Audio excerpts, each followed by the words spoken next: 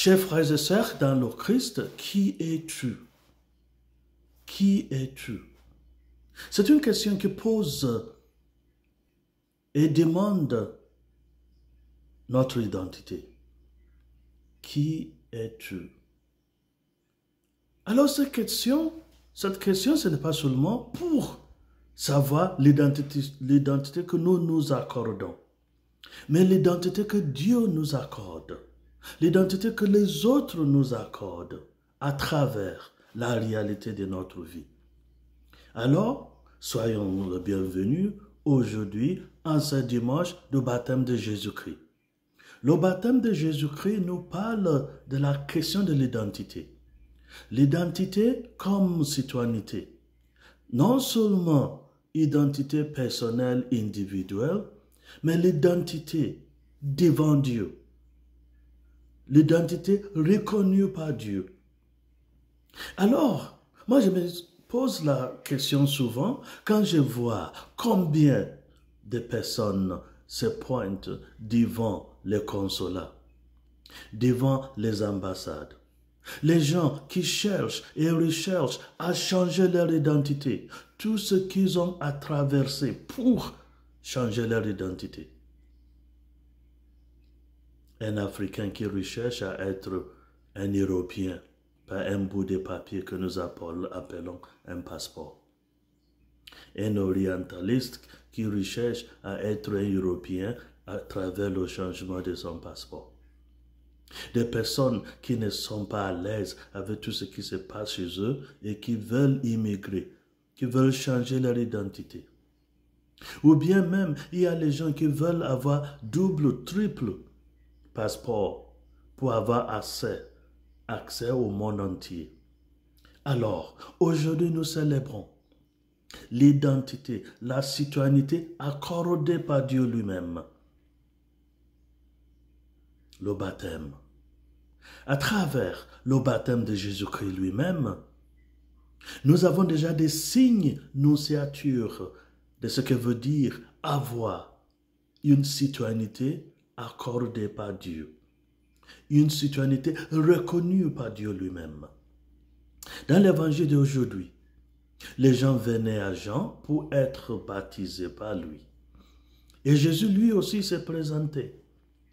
Jésus se présentait comme chaque personne. Mais il y avait une différence. Les autres personnes se présentaient, il n'y avait pas de problème. Jean les a baptisés.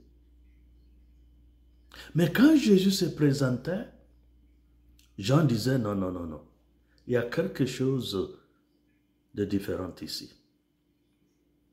Ce n'est pas à moi de te baptiser, Jésus.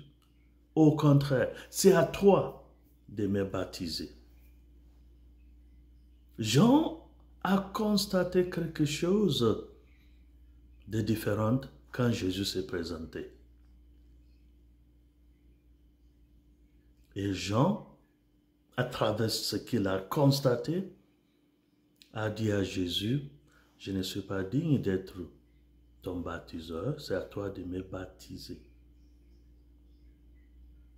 Mais Jésus a reconnu le destin de Jean. Jésus a reconnu le travail, mission accordée à Jean par Dieu lui-même. Et Jésus lui a dit, c'est ton travail. Il faut faire ton travail. Jésus a confirmé le travail des nouvelles naissances à travers le baptême. Jésus a reconnu auprès de Jean la mission de Dieu pour faire devenir les enfants de Dieu tous ceux et celles qui se présentent pour être baptisés.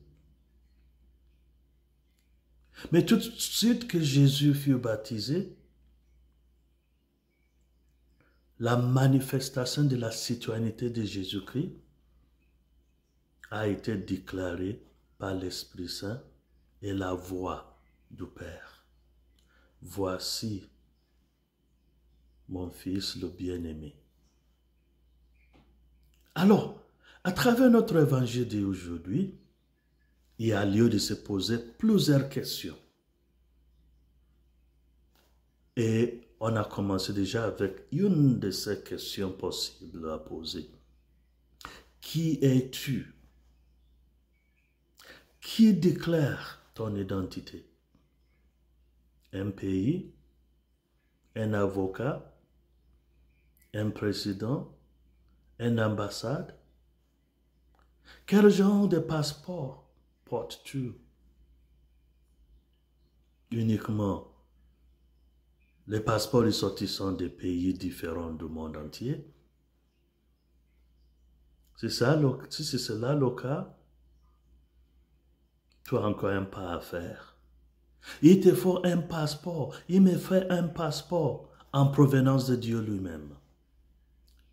Dieu doit pouvoir prononcer sur nous tous et nous toutes, voici mon enfant le bien-aimé. Omis cela, tous les autres passeports que nous détenons ne pourront pas nous amener dans le royaume de Dieu. Aujourd'hui, l'identité, la citoyenneté dont il est question, c'est notre identité céleste. C'est être reconnu par Dieu comme ses enfants. C'est pourquoi dans notre deuxième lecture d'aujourd'hui, la lettre de Saint Paul à Tite nous dit « Dieu nous a reconnus à travers le baptême comme ses enfants. » Notre identité des enfants de Dieu.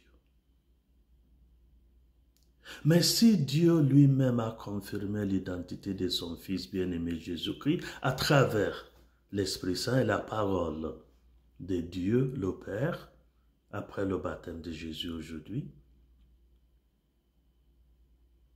Paul nous dit aussi dans notre deuxième lecture d'aujourd'hui que le fait d'avoir l'Esprit Saint montre déjà notre citoyenneté comme les enfants de Dieu. La possession de l'Esprit Saint, c'est le témoignage que nous sommes les enfants de Dieu. Celui qui n'a pas l'Esprit de Dieu, celui qui n'a pas l'Esprit Saint en lui, en elle, n'est pas enfant de Dieu. D'ailleurs, Saint Paul nous a dit, au 12e chapitre de 1er Corinthiens, celui qui n'a pas l'Esprit de Dieu ne pourrait pas dire Jésus est Seigneur. Alors on a des indices pour nous assurer que nous sommes les enfants de Dieu.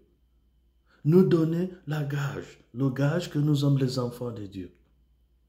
Pour nous donner la garantie que d'ici bas, de notre vie sur la terre, nous sommes déjà les enfants de Dieu parce que nous possédons l'Esprit de Dieu. Mais il faut reconnaître aussi, tout de suite après son baptême, Jésus a commencé son ministère public. Jésus était parti évangéliser le monde entier. Alors ça ne suffit pas d'être enfant de Dieu, il faut agir ainsi. Il faut démontrer à travers nos comportements que nous sommes les enfants de Dieu. Et c'est pourquoi dans notre première lecture d'aujourd'hui, tirée de la prophétie d'Isaïe, on nous invite à crier, à évangéliser, à démontrer au monde entier que nous sommes les enfants de Dieu à travers nos paroles, nos comportements, nos façons d'agir. Alors le baptême de Jésus, c'est la célébration de notre citoyenneté comme les enfants de Dieu, comme les héritiers du royaume de Dieu, dès ici-bas. Mais il va falloir agir comme des enfants de Dieu. Il va falloir que les autres puissent dire en nous voyant que voilà, voici l'enfant de Dieu, celui qui se comporte comme Dieu lui-même en Jésus-Christ. Au nom du Père et du Fils et du Saint-Esprit.